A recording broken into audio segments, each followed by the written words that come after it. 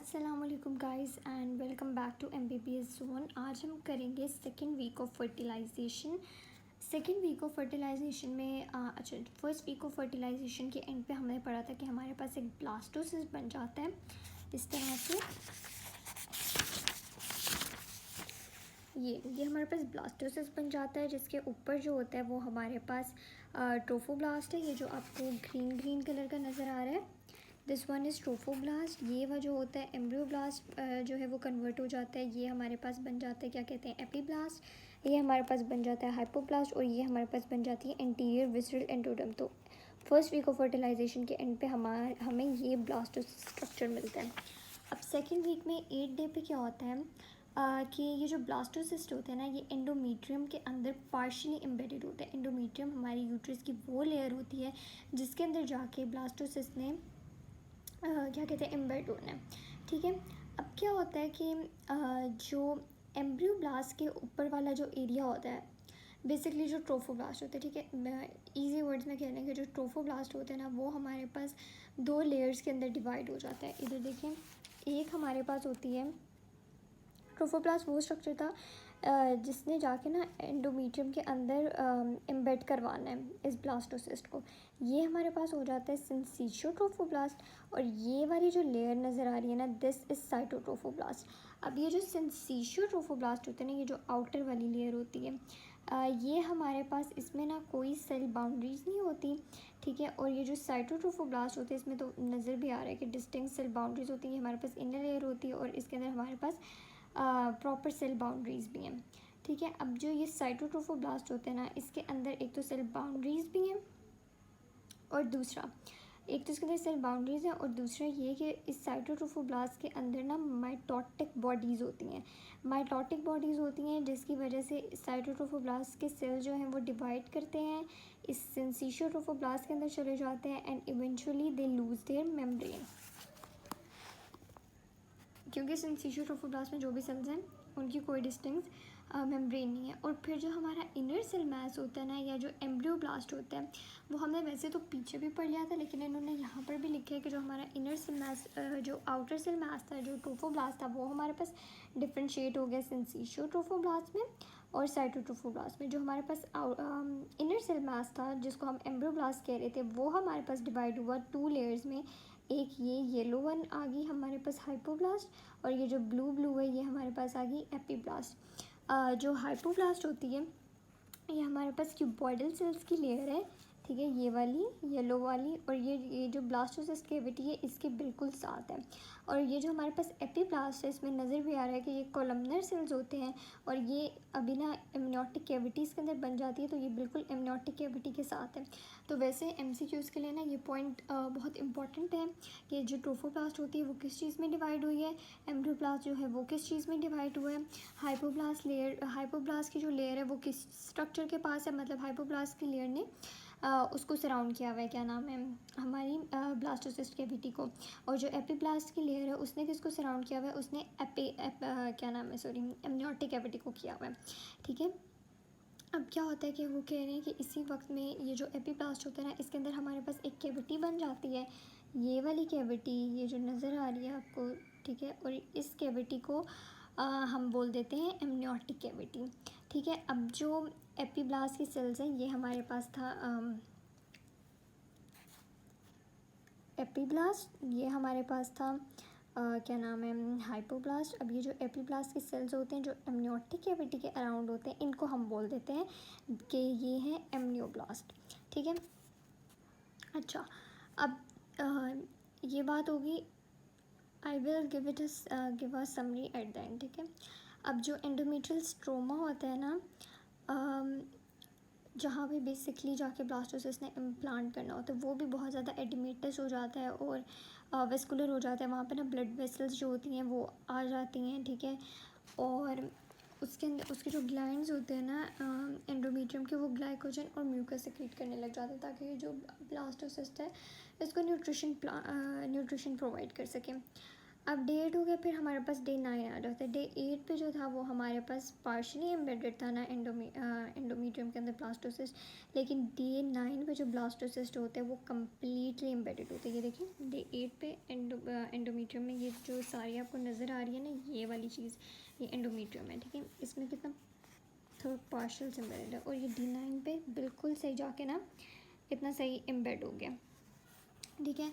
अब देखिए ब्लास्टोसिस्ट है, ये ब्लास्टोसिस्ट थी पहले बेसिकली हमारे पास।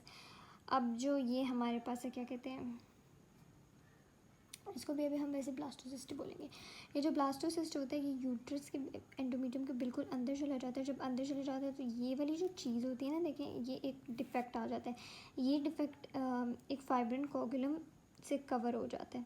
जो फाइब्रिन कोगुलम होता है ये बेसिकली क्या होता है कि हमारे पास ब्लड क्लॉट और सेलुलर डेब्रिस ही होता है।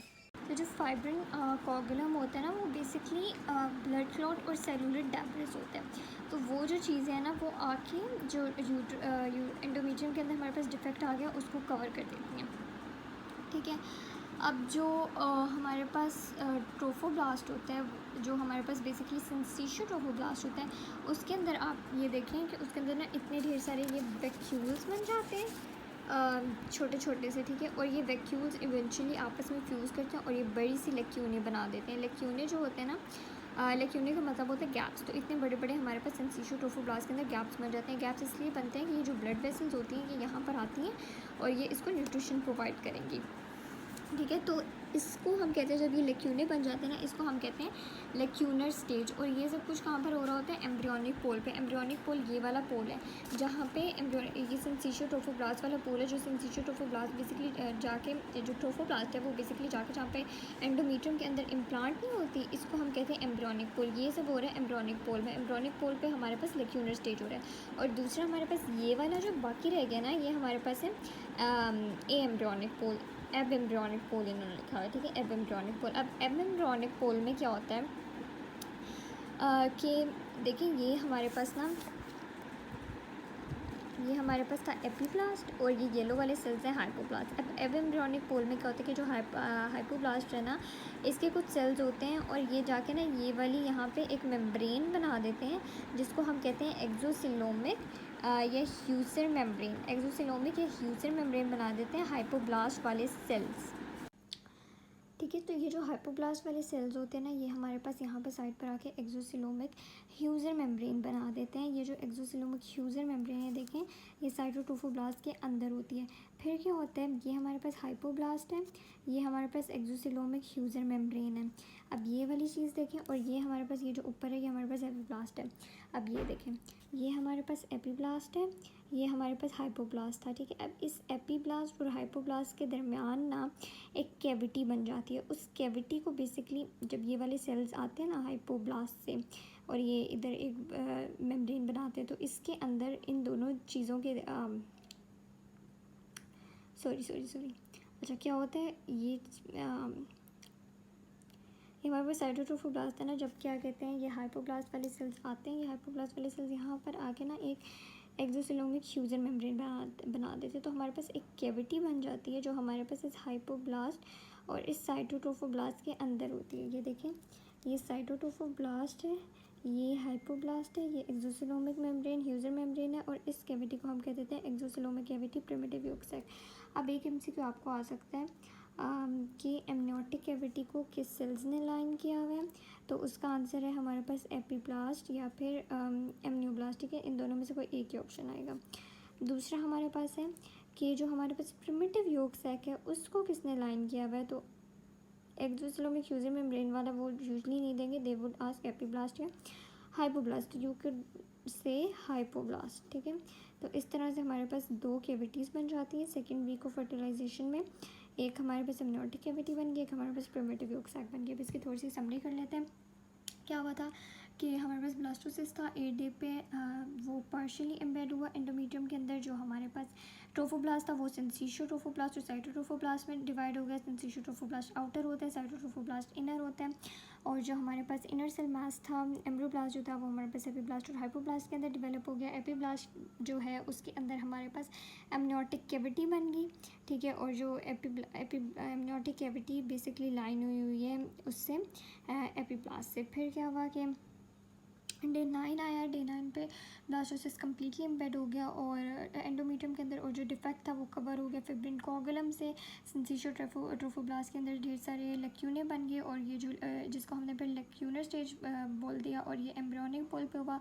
अब एम्ब्रियोनिक पोल पे हाइपोब्लास्ट जो है उन्होंने जाके जो हमारी साइटोट्रोफोब्लास्ट थी उसके अंदर वाली लाइनिंग अंदर वाली जगह को लाइन किया, जिसको हमने एक्सोसिलोमिक ह्यूजर मेम्ब्रेन बना दिया। और इस एक्सोसिलोमिक ह्यूजर मेम्ब्रेन और हाइपोब्लास्ट के दरमियान हमारे पास एक कैविटी बन गई, जिसको हमने एक्सोसिलोमिक कैविटी और प्रिमिटिव यॉर्क सैक का नाम दे दिया। तो आज हमने किया डे 8 और 9। अब थोड़े से अब हमारे पास रहेगी डे 11, 12 और 13 that I will be going to do in the next video. So thank you so much for watching the video. Do subscribe and share it with your friends. Thank you so much.